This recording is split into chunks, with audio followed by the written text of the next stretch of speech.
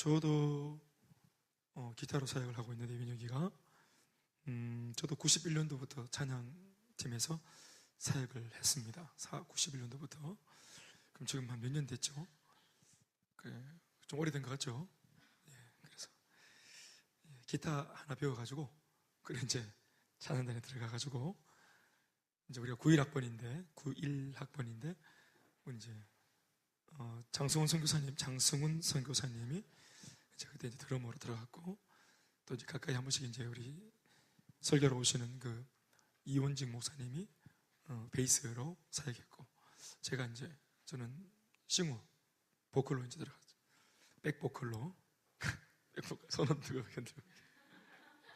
한 번씩 율동하고, 또 백보컬을 하니까 이제 악기는 연습이 하지만 보컬은 또 시간이 남아가지고 또 뭐 에너지를 주치지 못해가 어디 또 그냥 에너지 그냥 놔두고 이렇게 쉬면 되는데 못 쉬가지고, 그래서 이제 그 선교단에 찬양 선교단도 있었고 또 연극 드라마 선교단도 있어가지고, 그래서 이제 보컬이면서 제가 이제 그 선극팀이죠, 드라마팀에 들어가서 선극을 했죠. 선극도 하고, 선극 중에는 이제 전극이 있고, 이제 약간 시트콤 같은 약간 그런 코믹 요소가 있는 그런 연기도 이제 하고, 그리고 제법 이제 그 전문단원들이 극단들이 올리기도 하는 그런 작품들도 우리가 이제 대본을 받아가지고 연습을 해서 이제 특수분장하고, 그리고 이제 교회에서도 이제 하고, 또 여름이 되면 이제 수련회 시즌이 오면 이제 교회 쭉 돌면서 이제 공연도 하고, 그렇게 했던 게 기억이 납니다. 그리고 2시간짜리 그 외국의 좀 오래된 역사와 전통을 자랑하는 그 뮤지컬인데, 가스펠이라고 하는 뮤지컬이 있습니다. 전통인데요. 가스펠이라는 그 뮤지컬은 이제 모든 극단들이 한 번씩 이상은 다 공연을 합니다. 그 가스펠이라는 작품을. 그게 이제 2시간짜리입니다. 2시간짜리. 그 이제 할 때 이제 밴드도 오리지널 이제 라이브 풀사운드 밴드가 있고, 무대 위에서는 연극을 하고 춤도 추고 노래도 뮤지컬이니까 그렇게 했죠. 그런 것들 노래를 하면 한 20곡 정도를 하는 것 같습니다. 춤도 다 아무도 다 맞춰가지고, 군무 여러 명이 나와서 군무 다 짜고 이렇게 하는 거예요. 그래서 이제 전문 그 댄서 현대무용하는 분을 모셔가지고 3개월 동안 계속 배우고, 밤새도록 새벽까지 배우고, 하여튼 무대도 만들고, 하여튼 그렇게. 저희는 그 대학부 다닐 때 청년들이 뭐 목사님이 시킨 게 아니고 우리가 그런 것들을 기획하고 우리가 그런 것들을 준비해서 예산을 올려가지고, 예산이 하면 한 700만 원 정도 듭니다. 그러니까 400만 원에서 700만 원 드는 거 예산도 우리가 받아가지고 우리가 다 준비해서, 그래서 이제 경북대학교, 영남대학교, 계명대학교, 옛날 대명동에, 그리고 이제 대신대학교, 이런 대학교 이제 축제 때 이제 돌기도 하고, 그렇게 했던 게 기억이 납니다. 그걸 우리가 이제 제 나이가 26살, 5살 이럴 때 이제 그걸 했던 겁니다. 우리가 이제 음악도 우리가 이제 미국에 가서 이제 미국에 그거 구하러 간 게 아니고, 미국 간 김에 그 친구를 통해서 악보를 구해가지고 와가지고 그 악보로 우리가 다 따가지고, 귀로 듣고 따가지고 이제 세션들 연습하고, 그렇게 해서 이제 무대 위에 올리고 했던 게 기억이 납니다. 그냥 평생 잊지 못할 기억일 것 같습니다. 제가 무슨 말을 하고 싶으냐면은, 오래 했는데 지금도 뭐 찬양을 하고 하지만, 이게 참 늘 설렙니다. 늘 설레고, 그래 뭐 매너리즘에 빠졌다는 얘기를 약간 들었는데 민혁이 그럴 수도 있는데, 아직 하나님께 참 감사한 것은, 저는 개인적으로 아직까지 그런 경험을 못 해봤습니다. 찬양할 때 늘 찬양할 때마다 막 아이디어가 나오고, 막 열정이 나오고, 연습시킬 때 막 힘이 나오고, 잘해보려고 싶은 마음이 들고, 이제 그런 게 이양하는 거. 우리 그 둔하기 정신이 최선을 다해서 최고의 것을 주님께. 그래서 뭘 하나, 뭐든지 자막을 해도 조명을 해도 뭘 해도 그게 얼마나 크고 중요한 일인, 자꾸 크고 이런 게 아니고 얼마나 최선을 다했는가, 그걸 이제 하는 것이겠습니다. 하나님께서 우리한테 참 좋은 그런 기회를 주셨습니다. 교회가 기회입니다. 아멘, 아멘. 공동체가 기회입니다. 오늘 본문에도 보면은 포도원 이야기가 나오는데, 포도원 이야기, 포도원 주인이 이 포도원을, 그냥 생짜배기 포도원 자체를, 규모도 꽤 될 겁니다. 꽤 규모가 되는 포도원을 그냥 농부들한테 줬습니다. 이게 선물로 줬다, 그냥 어떻게 줬다, 따지지 말고 한마디로 말하면 기회를 준 겁니다. 교회가 기회이듯이. 아멘, 아멘. 예수 믿고 교회 오잖아요. 교회가 기회입니다.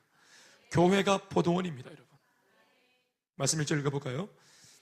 예수께서 비유로 하신 말씀입니다. 이 비유, 포도원 이야기는 예수님이 지금 사람들한테 들려주는 설교 속에 나오는 비유입니다. 소위 포도원 비유입니다. 예수께서 비유로 그들에게 말씀하시되, 내용이 나옵니다. 이제 한 사람은 바로 포도원의 원주인입니다. 한 사람이 직접 포도원을 만들어, 그런데 포도원을 만들어라고 말하는데 굉장히 구체적으로 표현합니다. 그러니까 한 사람이, 포도원 주인이 포도원을 만드는데, 직접 만드는데 얼마나 정성을 들이고 얼마나 구체적으로 얼마나 꼼꼼하게 포도원을 만들었는가 하는 것을 보여주는 겁니다. 첫 번째는 산 울타리로 두르고, 두 번째는 즙 짜는 틀을 만들고, 세 번째는 망대를 지어서 모든 것을 완벽하게 세팅해서 만들어 놓은 이 포도원.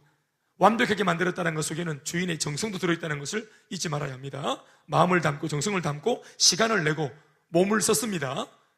에너지를 썼습니다. 땀을 쏟았습니다. 아멘, 아멘. 자, 그래서 이 포도원을 완벽하게 만들었고요.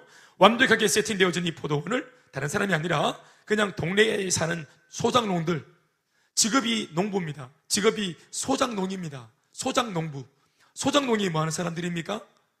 열심히 농사일을 하는 사람인데, 자기 밭에서, 자기 논에서 일하는 사람이 아니라 원래 원주인이 있는 것을 자기가 받아가지고 열심히 일을 해주는 겁니다.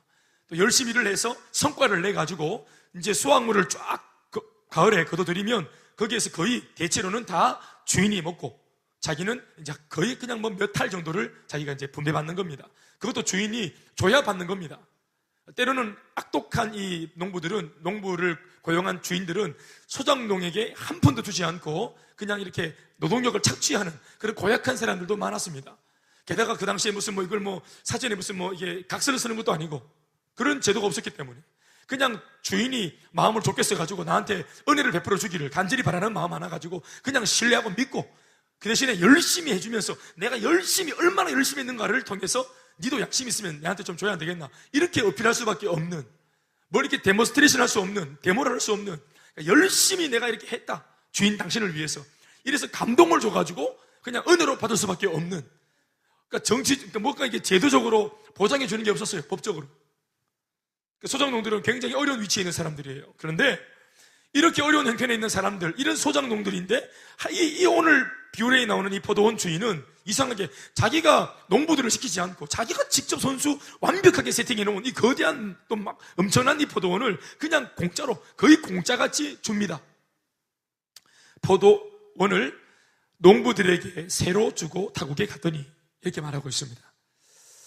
한 번 더 기억하십시오. 포도원 주인이 만들어 놓은 완벽한 포도원, 그리고 이것을 지금 비유로 말씀하고 있는 분이 예수님이라는 사실, 그리고 지금 마가복음에서 12장쯤 왔으면 이제 13장에 들어가면은 예수님이 이제 십자가에서 돌아가시는 장면이 나오는데, 거의 마지막 예수님의 사역 마지막에 임박해서 지금 이 포도원 비유를 말한 겁니다. 예루살렘에 들어오셨습니다. 이미 마지막 일주일을 보내시는, 금요일 날 못 박혀 죽으시는데 이게 예수님께서 들어오셔서 거의 월요일 지나 보내고 화요일이나 수요일 날 하셨던 말씀입니다. 그러니까 당신의 죽음을 앞두고 굉장히 긴박한 가운데 하신 말씀인데, 이게 무슨 태평스럽게 지금 성경 공부하는 게 아니라 굉장히 분위기가 험악하고 긴박감이 있는, 예수님 당신의 삶이 얼마 남지 않은 시한부 인생인데도 불구하고 오늘 긴박하게 전하는 복음의 내용이에요. 그렇게 우리가 들어야 됩니다. 그러니까 포도원 주인이 만들어 놓은 완벽하게 세팅된 포도원, 이게 뭐냐는 겁니다. 이게 바로 뭐냐면은 바로 예수님이 지금 이 땅에 오셔서 지금 3년 반 동안이나 수많은 이 유대 땅을 활보하면서 지금까지, 이제 곧 며칠 후에 죽기 전까지, 지금까지 예수님이 욕을 먹고 공격당하고 때로는 배신당하면서까지 조금도 포기하지 않고 지금까지 복음을 전했던 이 모든 복음의 사역이 바로 포도원입니다. 아멘입니까? 예수님이 누구도 예수님이 오길 바라지 않았습니다. 오라고 하지 않았습니다. 그런데 예수님이 당신 스스로가 높고 높은 천국의 보좌를 버리고 이 땅에 인간의 몸으로 오셨습니다.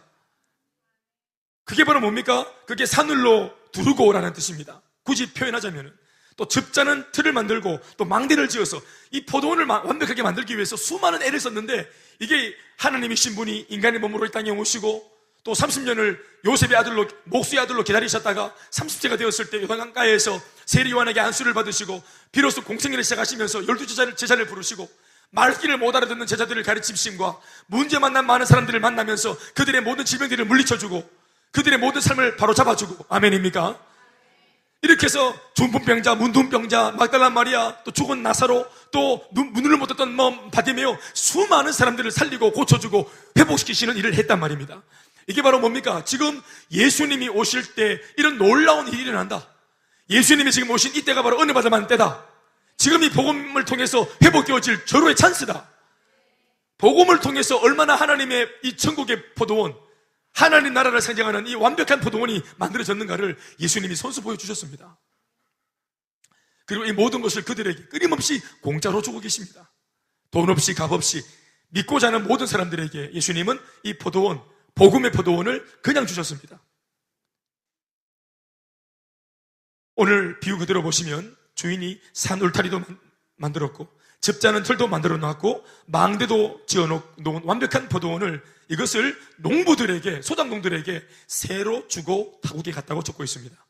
본문에서 새로 줬다, 새라고 굳이 표현을 해놓았기에 새인 줄 알지, 이 모습은 거의 조금만 걸음을 멀리해서 바깥에서 이 소작농들을 보면은 거의 이게 포도원을 지금 가꾸는 이 모습이 자기 포도원이에요. 거의 본문을 통해서 새라고 말하니까 새인 줄 알지, 이거 그냥 공짜로 준 겁니다. 왜냐하면 이런 식으로 농장을 운영하는 포도원 주인은 그 당시 아무도 없었거든요. 모두가 아주 소유욕에 눈이 멀어가지고 집착하고 억압하고 노동력을 착취하고 어떻게든지 그들을 그냥 짜가지고 더 많은 수확물을 얻어내려고 하는 이런 혹독한 분위기가 더 많았단 말이에요. 삼엄한 분위기 속에서. 그런데 타국에 가면서 주인이 다 맡기고 갔다. 단 하나 새로 줬다. 이건 거의 준 겁니다. 그러니까 주인도 없는 그 포도원에서 얼마나 농부들이 활기를 치면서 자기들이 쉬고 싶을 때 쉬고 출근도 마음대로 하는 거예요. 아주 자율적으로 자기 마음대로 하는 거예요. 그러니까 이런 모습을 보면은 거의 자기가 주인인 거죠. 아마 떠내기 나그네가 이 마을에 와가지고 봤다면은 이 이야기를 모르는 사람이 그냥 오늘 이 농부들을 봤다면 거의 자기 겁니다. 단 한 번도 주인이 나타난 적이 없습니다. 이 시스템을 보면 포도원 시스템, 허술하기가 짝이 없어요. 주인이 곁에서 농부들을 세밀하게 체크하지도 않아요. CCTV가 있는 것도 아니에요. 얼마 전에 우리 금성이 얘기를 들어보니까, 금성이 옛날에 베스킨라빈스에서 아르바이트를 했다 하는데 이 CCTV가 있는 모양이죠. 이걸 하도 해가지고 오른쪽 팔뚝이 굵어졌다 하더라고. 하도 아이스크림 파가지고 베스킨라빈스를 하면 그렇게 된답니다. 이걸 계속 짓해가지고. 그런데 이제 주인이 없는데 계속 폈는데 자기가 아는 지인이 왔는가 싶어가지고 이걸 좀 떠준 적이 있는데, 그 다음날 주인이 뜨고 와가지고 하는 말이, 금성이 어제 보니까 아이스크림 많이 퍼주더라, 이렇게. CCTV로 CCTV가 정확하게 그램, 아이스크림 그램 숫자 있지요. 거기를 딱 비추고 있나 봐. 클로즈업 해가지고. 주인이 앉아 그것만 보고 있나 봐. 900g, 1000g, 왜 1000g이고? 뭐 이런 거. 세상에 그런 거 체크하나 봐요. 째째하게. 아이스크림 녹으면 다 물인데. 물장사 아닙니까? 그런데 CCTV가 없어요. 여기는 CCTV가 없어요. 이 포도원은. 보고서를 써서 보고할 필요도 없어요. 분명 농부들은 주인이 아닌 소작농인데도 외관상으로 볼 때는 주인집 아들과 흡사 닮아 있습니다. 이게 우연일까요? 이런 시스템, 이 허술해 보이는 시스템, 이게 우연일까요? 아닙니다. 이 허술해 보이는 시스템을 고집하고 결정한 것은 그 포도원의 주인입니다. 그는 바보가 아닙니다. 그러나 농부들에게 상상치 못할 큰 은혜를 베푼 셈입니다. 그렇습니다. 이 포도원 허술한 시스템은 바로 감시와 확인의 시스템이 아니라 은혜로 돌아가는 은혜의 시스템인 겁니다. 여러분, 은혜가 뭘까요? 값 없이 돈 없이 거저 그저 내가 아무런 공로가 없고 내가 받을 만한 아무런 대명분이 없고 동기가 없는데도 그냥 가지고 계신 분이 그냥 자기 뜻대로 자기 기쁜 뜻에 거저 주는 것을 이걸 은혜라고 말합니다. 거저 받은 축복, 내가 뭔가를 공로를 만들었기 때문에 그 공로로 인해서 받는 게 아니고 자격도 부족하고 공로도 모자라지만 가지고 있는 주인이 당신의 기쁜 뜻대로 내게 거저 준 겁니다. 이 포도원은 이런 은혜의 시스템으로 돌아가는 겁니다. 시스템을 CCTV로 확인하고 이렇게 하는 게 체크하고 찌르고 막 징계하고 막 응징을 하고 이렇게 하는 게 아닙니다. 은혜로 돌아가는 것입니다.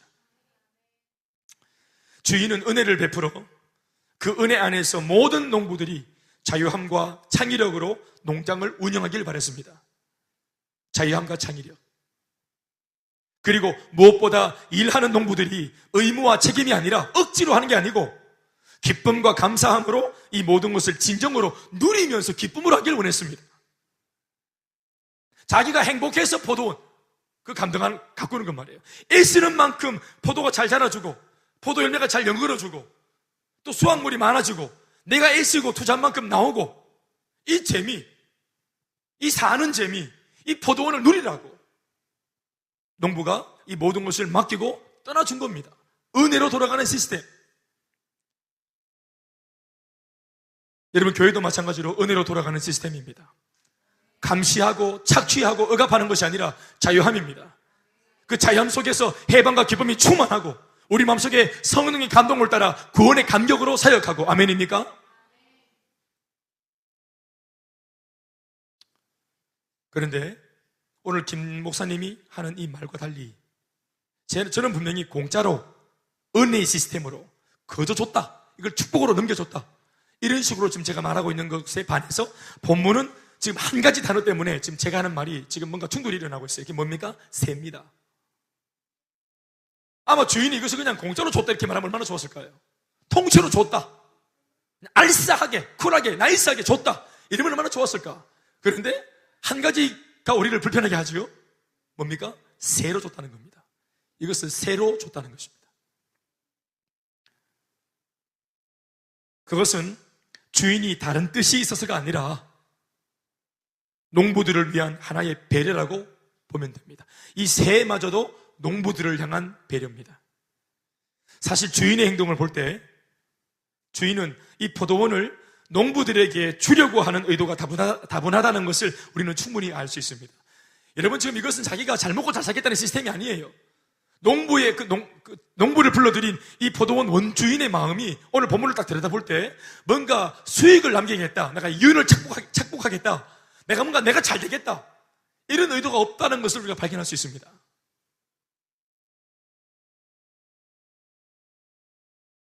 그렇지만 주인은 또 한 가지를 알고 있습니다.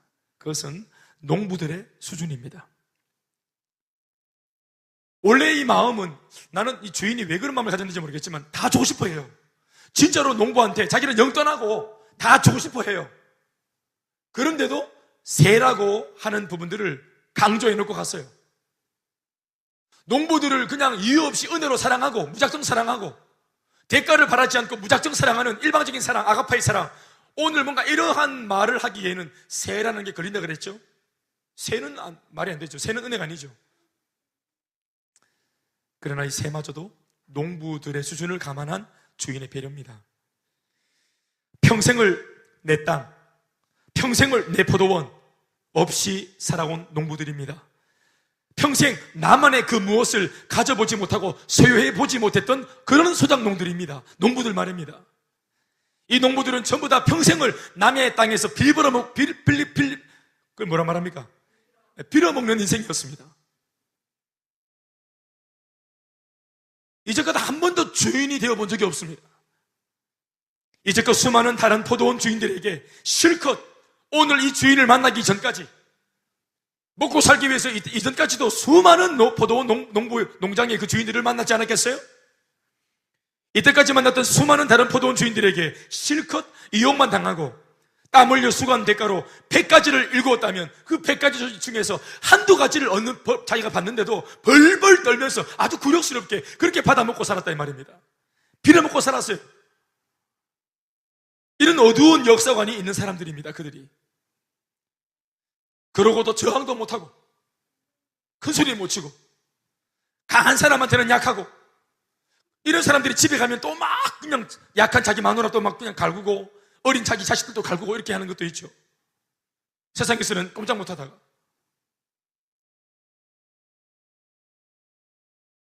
늘 그 속에 불평이 있고 원망이 있고 상처가 있고 분노가 있는데 표출할 수 없어요.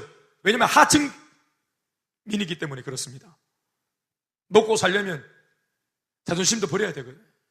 이렇게 살아왔어요. 이때까지 짓밟히면서 살아왔습니다. 이것이 바로 노예근성이라고 하는 거예요. 노예근성. 그러니 그들에게는 적당주의 인생관이 팽배해 있었다고 볼 수 있겠고요. 왜 적당주의입니까? 열심히 해봐야 몇 개 아니거든요. 그러니까 적당히 하는 거예요. 창의적이고 창조적이며 건설적인 삶을 스스로가 꾸며가 본 적이 없다고 보여지는 것입니다. 이것을 지금 이 포도원 주인이, 오늘의 포도원 주인이 알고 있는 겁니다. 이 소작농들의 이 성향들이 어떤지. 열심히 해봐도 결국 주인만 좋은 일 시키고 소작농들 자기 자신들은 늘 정해진 적은 보수만 받으니 더 나은 삶에 대한 기대치도 없어요. 자, 평생을 이렇게 살아온 농부들이 졸지에 한순간 갑자기 엄청난 양의 포도원을 자기가 직접 주인이 되어서 만약 소유했다. 그러면 어떤 일이 일어날까요?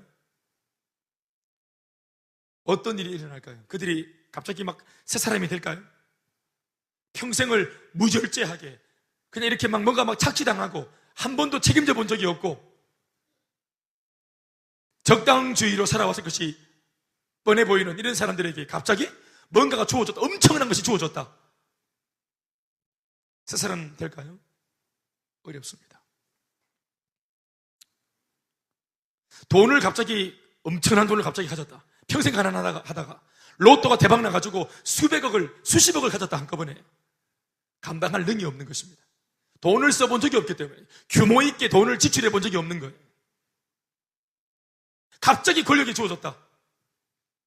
군에 가보면은 우리 이제 민호도 곧 군에 가는데, 군에 가보면은 자기 안에 리더십이 갖추어지지 않고 인격적으로 리더십이 만들어져 있지 않지만 그냥 군생활 하면은 자동으로 한 번쯤은 제대하기 전에 최고의 그 리더가 됩니다. 병장 마로봉 최고의 리더가 됩니다. 저절로 됩니다. 그리고 자기 한마디가 법입니다. 내무실에서 이 병장 최고봉이 하는 말이 법입니다. 그런데 자기가 사회에서는 한 번도 이렇게 뭔가 권력이나 이런 파워를 가져보지 못했다가 갑자기 군대 오는 바람에 어느 날이 되니까 자기가 최고가 된 거예요. 자기 말 벌벌 떨고 모두가 두려워하는 거예요. 이럴 때 이제 자기가 인격이 갖추어진 사람은, 리더십이 갖추어진 사람은 이런 능력이 주어져도 이걸 잘 활용합니다.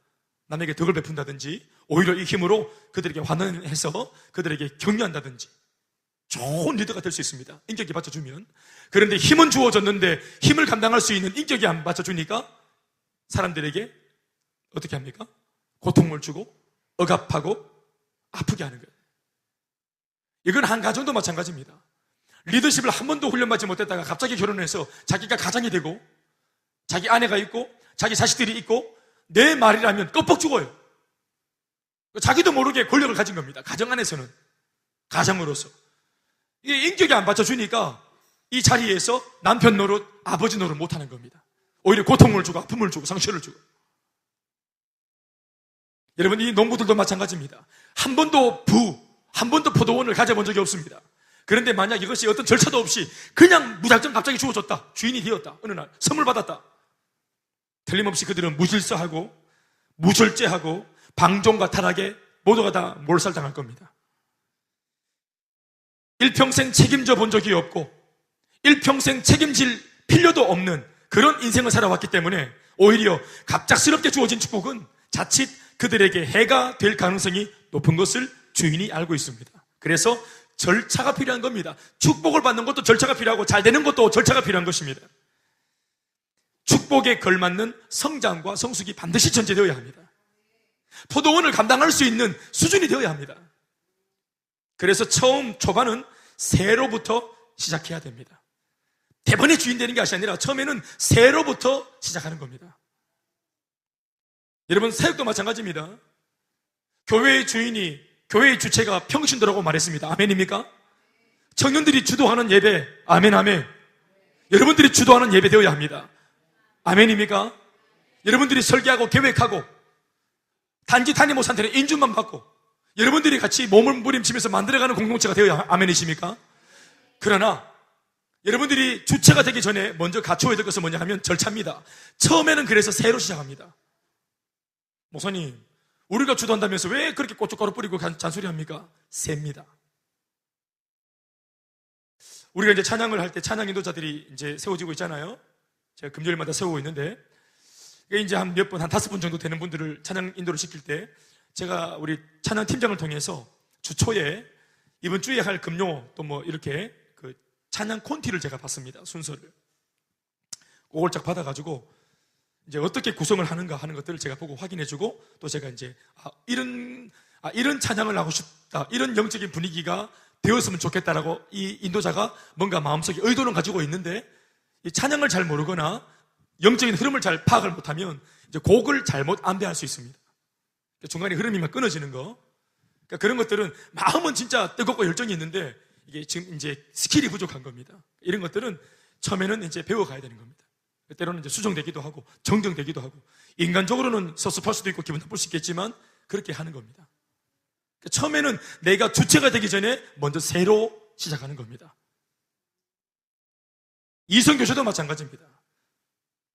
그러니까 우리 교회 같은 경우에 이제 뭐 여러 가지 뭐 내교가 있어가지고 뭐 청소년 때는 뭐 사귀지 마라 가급적이면 이렇게 말을 했다. 그러니까 막 안에서 막 불타는 이 마음이 불타가지고 오히려 억제시키니까 더 불타지 않겠어요?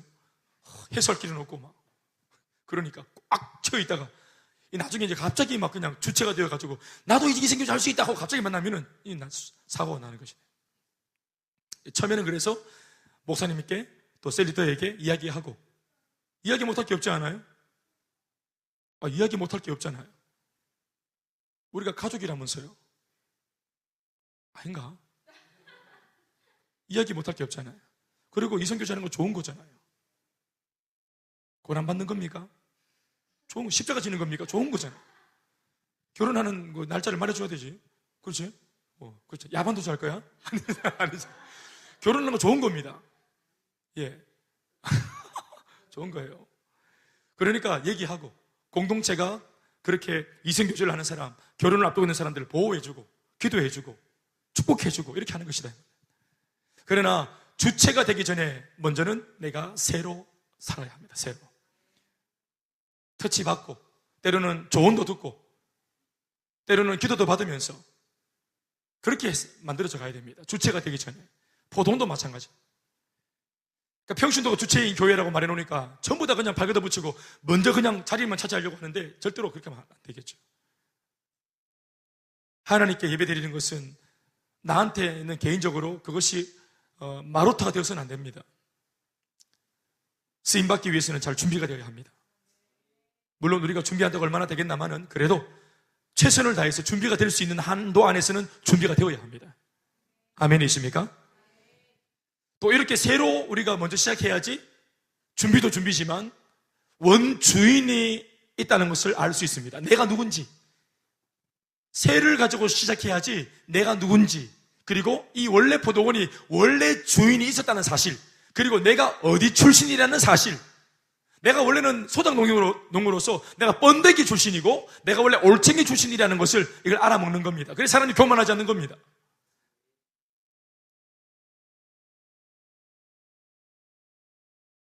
그래야 자신이 누구인지를 잊어먹지 않게 되는 겁니다.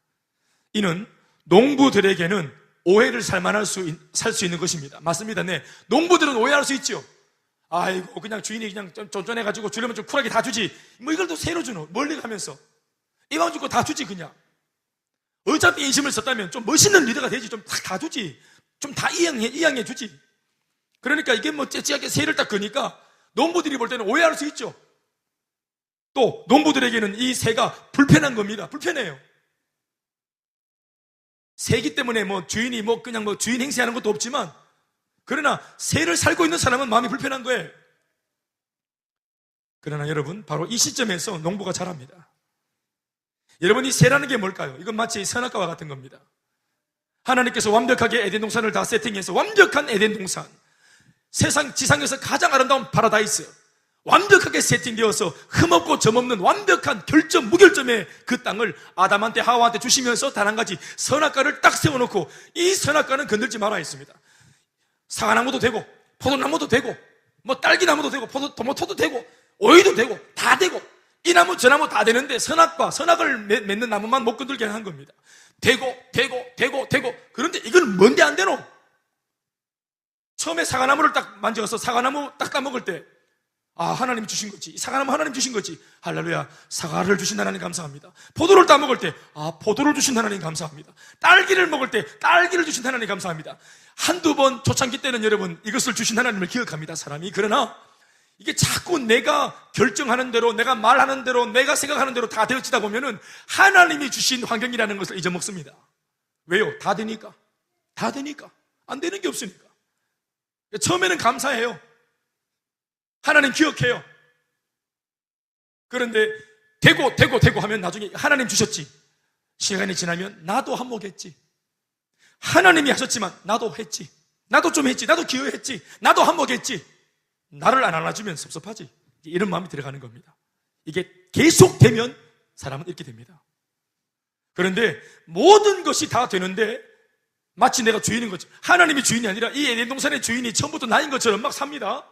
그런데 어디에서 브레이크가 잡힙니까? 선악과에서. 이 에덴 동산 새다. 네가 주인이 아니고 너 주인처럼 행동하지만 이거 새다. 그 월세가 뭡니까? 선악과는 안 건드리는 것이 월세입니다. 그 세를 내야 됩니다. 그러니까 선악과 앞에 딱 서면 뭐가 생각납니까? 하나님께서 하신 거지. 안 되는 게 있지. 그래, 나는 유한한 존재지.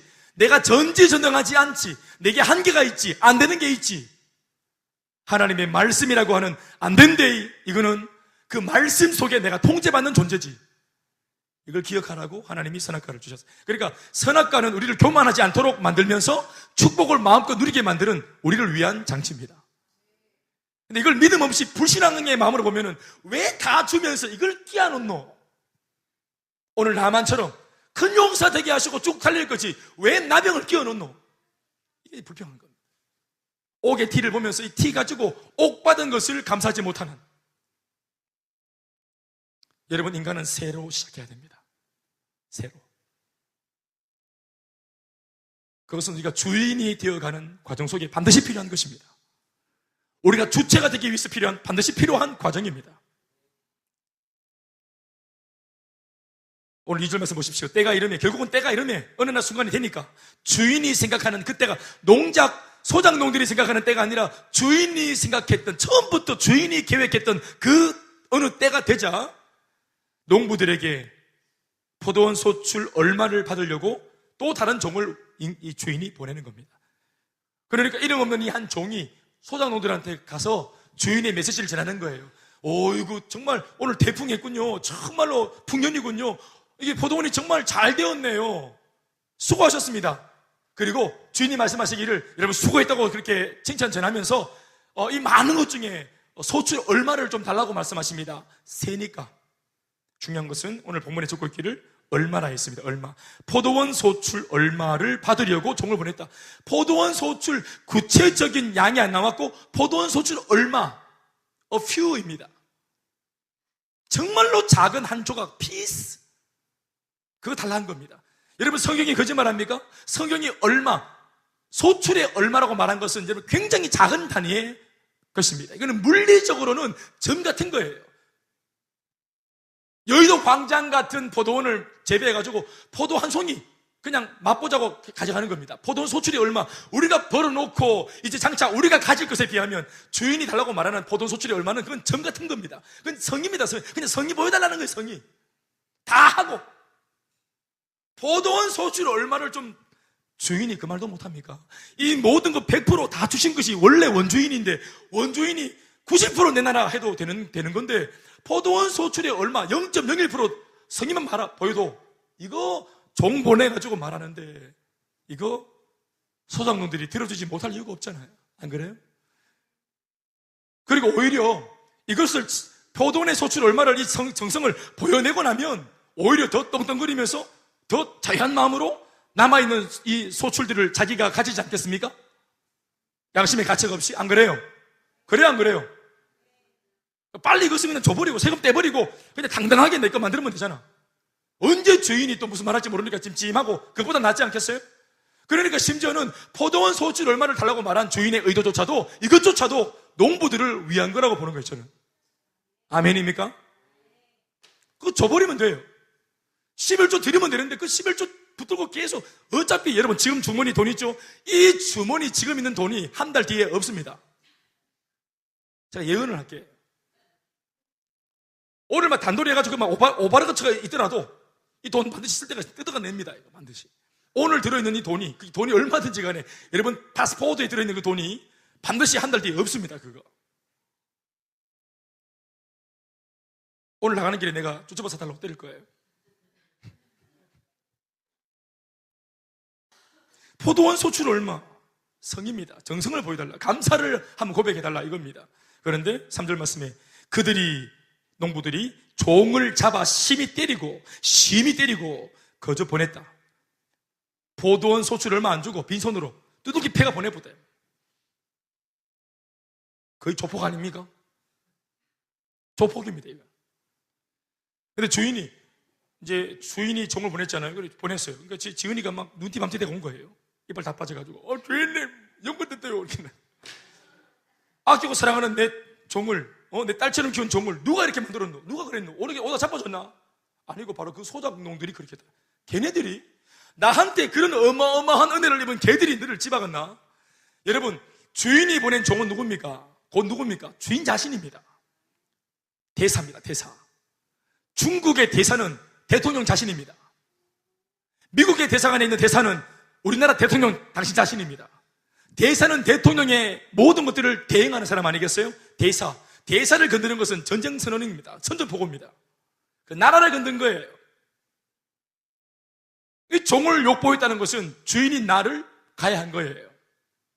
그런데 이 주인이 얼마나 인자한지 이걸 참아냅니다. 그래, 니는 이빨 다 빠지고 두들겨 맞아가지고 힘들겠지만 그래, 따라 힘내라. 네가 참지 알겠지?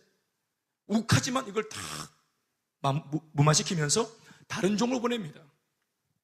5절에 또 다른 종을 보내니 그들이 그를 죽여보다. 이 말 두 번째는 그들이 그를 죽이고 또 그 외에 계속해서 이게 죽어서 하멍차사라 하니까 안 와.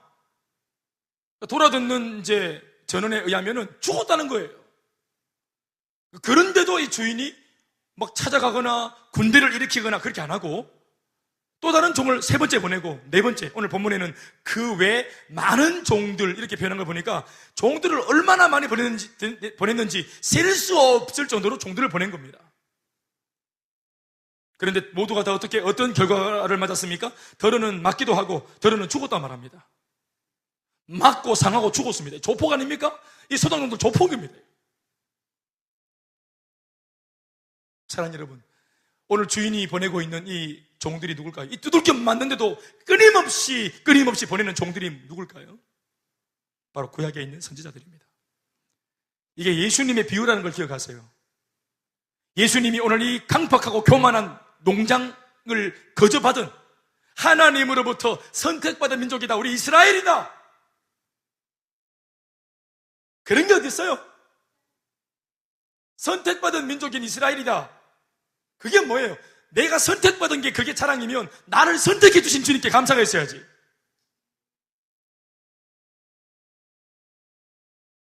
삶의 얼마, 너의 젊음의 얼마, 너의 그 열정의 얼마, 평생 네가 네 인생 다 살고도 그 인생의 얼마를 나한테 헌신할 수 없겠니? 우리 20대를 다 드린다고 해도, 우리의 젊음을 다 드린다고 해도 그거 포도원 소출이 얼마에 불과한 겁니다. 아울리치 일주일, 1년 단기 선교, 대단한 것 같습니까? 포도원 소출이 얼마입니다. 그리고 나머지 인생들은 다 우리 거 아닙니까? 우리 마음대로 살지 않습니까? 이 젊음과 청춘의 이 좋은 가능성의 때를 향락을 즐기고 죄짓고 방탕하고 우리가 그렇게 보낸 수많은 세월들을 계산해 보세요. 얼마나 게으르고 나태하고 흥청망청 보낸 시간들을 생각해 보세요. 그런 시간들은 기억도 안 합니다. 그러나 하나님께 드리는 시간들, 예배 드리는 시간, 훈련받는 시간, 선교하는 시간, 전도하는 시간, 얼마나 인색한지 몰라요. 포도원의 소출, 인색합니다. 게다가 때마다 시마다 하나님께서 그렇게 살지 말라고 끊임없이 하나님께서 성령으로, 말씀으로 감동을 주시지만 그걸 들음에도 불구하고 우리를 찾아오신 성령의 감동을 지어받고 때리고 모욕하고 짓밟고 죽이고 성령의 감동을 무시하는 그것이 오늘 종을 때리고 죽인 겁니다. 성령의 감동을 우리가 무시한 것이 종을 때리고 죽인 겁니다.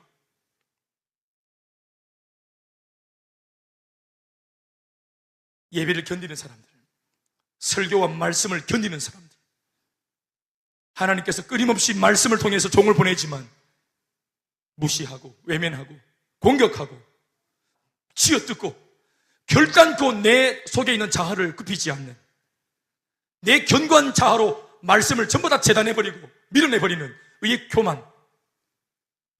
사랑하는 여러분, 이 농부들이 죽였던 수많은 종들은 바로 하나님의 마음입니다.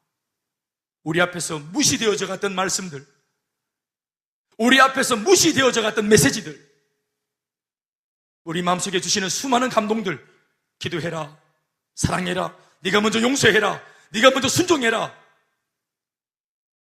그 모든 것들을 목살했던 우리의 교만함, 오늘 그 이야기를 오늘 이 말씀으로 예수님이 비유로 드러내고 있는 겁니다. 여러분, 이것을 아까도 말했지만 긴박한 상황 속에서 예수님 마지막 공생애를 이제 마지막 마감하는 그 시점에 십자가의 죽음 바로 앞에서 하셨던 말씀이에요.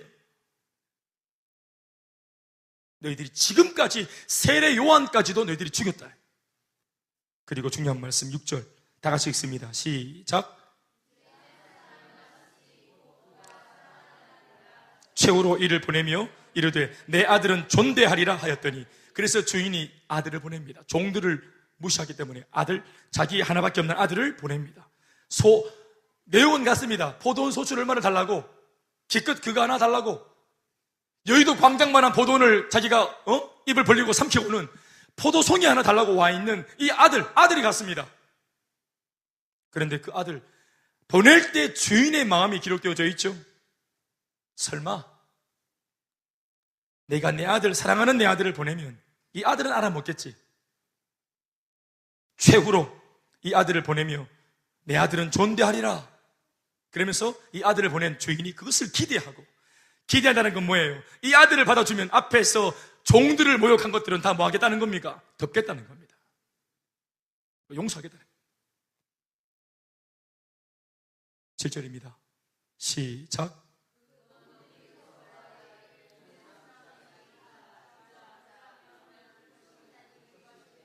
8절에 아직까지 일어나지 않은 일인데 예수님이 예언한 겁니다. 당신 자신의 운명입니다.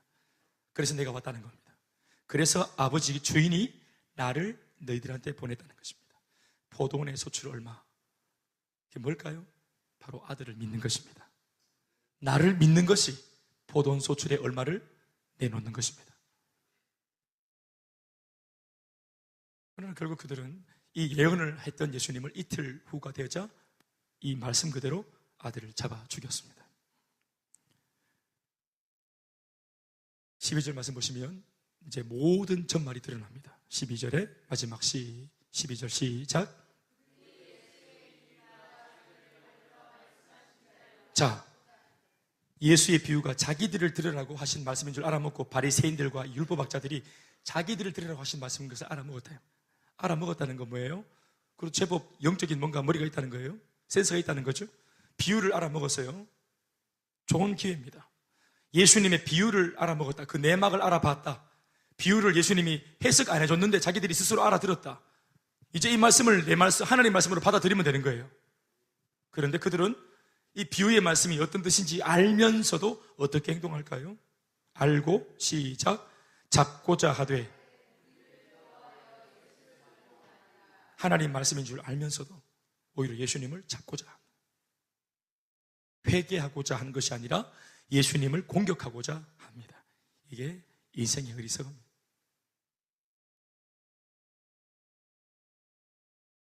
우리 안에 우리가 알지 못하는 수많은 기회가 있습니다. 지금도 주님께서 끊임없이 우리들에게 하나님의 대사를 보냅니다.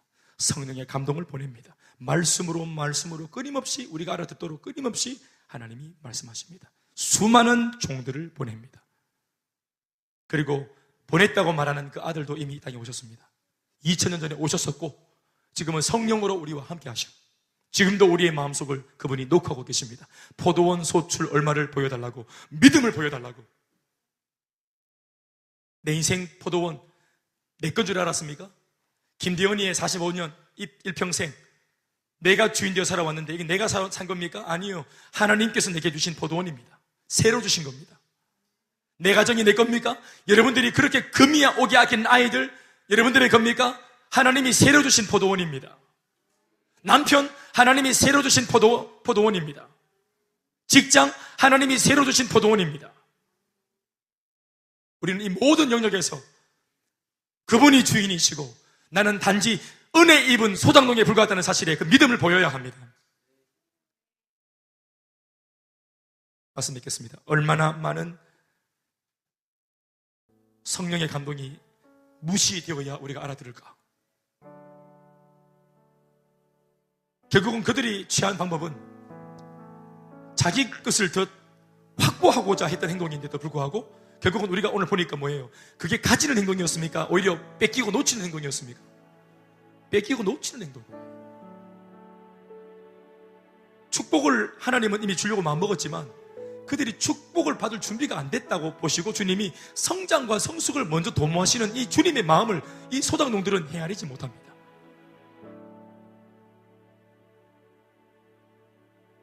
우리도 마찬가지입니다.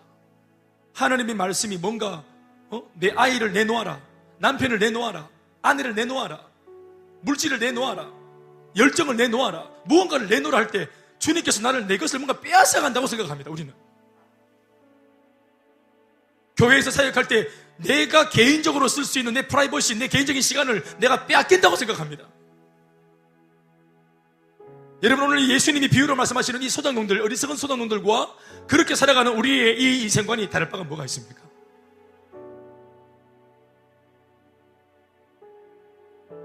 우리의 것을 빼앗아가서 그분이 뭐 하려고요?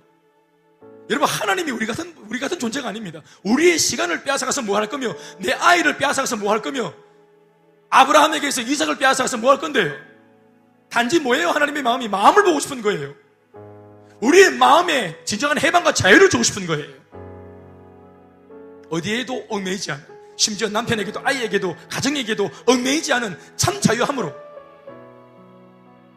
이 포도원을 열심히 가꾸는 것 참 잘하는 거예요. 가정이든 직장이든. 그러나 이게 누구로부터 왔는지는 알고 있어야 안 되겠어요? 그걸 원하시는 거예요, 하나님.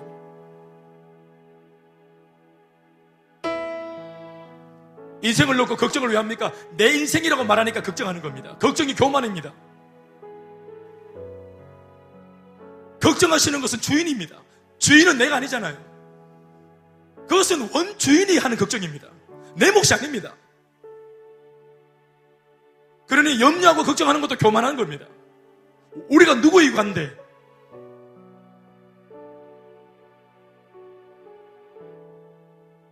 자녀의 걱정과 근심은 엄마한테 아빠한테는 상처입니다.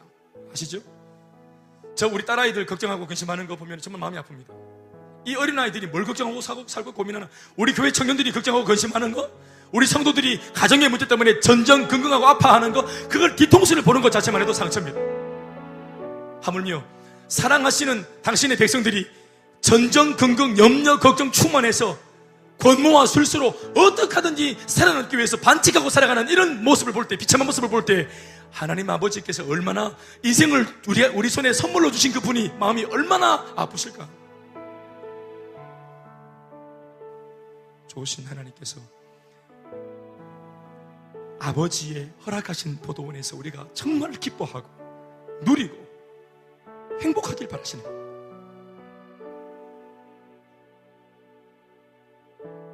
잊지 말아야 합니다.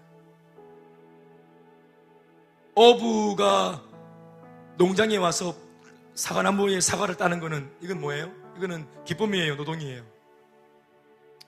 물고기 잡는 어부가 농장에 과수원에 와가지고 사과 따는 거 이건 뭐예요? 이건 노동입니까? 기쁨입니까? 이건 노동입니다.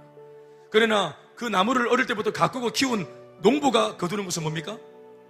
한 나무에 원래는 100개가 달려야 되는데 1000개가 달렸어. 와, 열받네 진짜. 근데 10배나 더 일해야 되나? 이게 열받는 겁니까? 은퇴 집사님 사업하시는데 내가 생각했던 수익보다 한 100배가 더 생겼어. 연말에 소득이. 열받네 진짜. 100배로 열받는 겁니까? 아니죠. 그러나 어부한테는 열받는 겁니다. 반대로 농부가 물고기를 거둬들입니다. 물고기 잡아냅니다. 그날따라 그물엔 물고기가 너무 많이 잡혔어요. 그래서 10배가 더 들어 힘이. 열받는 일이에요? 행복한 일이에요?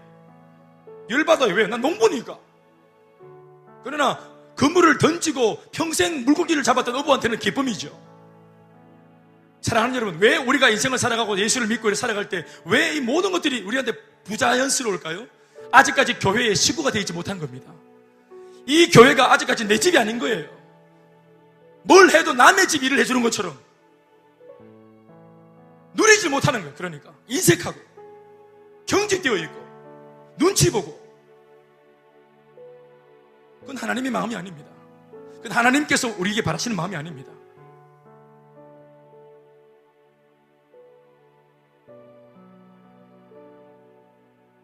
주님을 팼습니다. 주님을 팬 거예요. 정신머리 없는 조폭이 돼. 조폭 세대. 그래서 오늘 제목이 조폭 세대입니다. 하나님을 가해하고 하나님을 욕보이는 이 우리의 삶이 원치 않아, 아무도 의도하진 않았겠지만 이 잘못된 삶을 빨리 고치고 우리가 회개하고 하나님의 손에 붙들리는 은혜가 있어야 할 거라 그렇게 믿습니다. 믿습니까? 오늘 주신 말씀을 마음에 새기고 같이 우리 찬양하고 같이 우리 기도하면서 주님, 오늘 우리가 완전히 주님 주신 포도원에서 자유하길 바랍니다. 기쁨으로 누리길 원합니다. 그러나 단 한 가지, 이 모든 것 주인 되신 주님을 내가 기억합니다. 주님이 허락하신 축복인 줄 믿습니다. 그 은혜가 있길 주 이름으로 축원합니다. 우리 함께 찬양하시죠. 나의 모습 나의 소유.